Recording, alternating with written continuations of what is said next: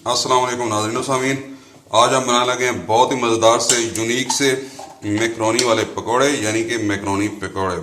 उसके लिए मैंने 1 कप ले लिया मैकरोनी, इसको बॉयल कर लिया। थोड़ा इसके अंदर ऑयल डाला था ताकि ये आपस में मिक्स ना हो। 1 टीस्पून इसके अंदर हम शामिल कर देंगे जो है ना नमक, साथ में ½ टीस्पून हल्दी पाउडर, साबुत धनिया ये 1 टीस्पून, सुरख मिर्च पाउडर 1 टीस्पून, 1 चुटकी जीरा,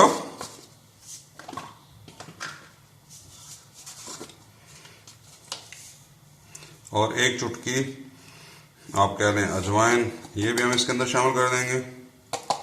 अभी इसके ऊपर हमने ऐड कर दिया है 4 से 5 टेबल स्पून बेसन। अगर आपके पास चावलों वाला पाउडर है तो आप 1 चम्मच वो भी साथ में डाल सकते हैं। इसके अलावा ये 1 प्याज दरमियाना साइज को हमने ऐसे काट लिया है। 2 से 3 सब्ज मिर्चें, इनको हमने इस तरह से काट लिया है। और धनिया, सब्ज धनिया हस्बे ज़रूरत आप इसको भी काट लें, इसको भी शामिल करेंगे इसके अंदर जी।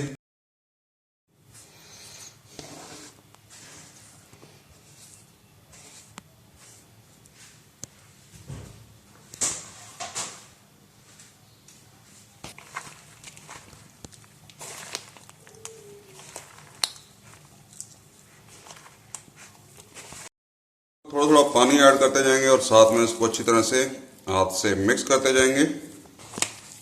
ये आप देख लें, ये इस कंडीशन में होना चाहिए। ये हमारा जो है ना पेस्ट बिल्कुल तैयार है, ना इससे ज़्यादा नरम हो और ना इससे ज़्यादा सख्त हो। ये जी हमने ऑयल ले लिया, इसके अंदर हम डालते जाएंगे। इसके अंदर हम शामिल करेंगे 1 टीस्पून जो है ना वो ऑयल का, और इसको अच्छी तरह से मिक्स कर लेंगे। ये ऑयल डालने के बाद हल्का सा हाथों को ऑयल लगाएं और इस तरह से इसको रोल भी बना सकते हैं।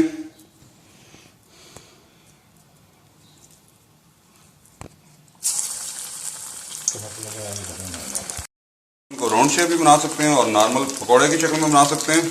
हम दोनों बनाएंगे, कुछ इस तरह से राउंड शेप में और कुछ नॉर्मल पकोड़े की तरह। ये है कि इनको आपने हल्की आंच के ऊपर पकाना है, बहुत तेज़ आंच के ऊपर नहीं पकाना, क्योंकि ऑलरेडी मैकरोनी फ्राई हुई हुई है। और फिर गोल बाल बनाए तक तो अंदर तक ये अच्छी तरह से हर चीज़ पक जाए।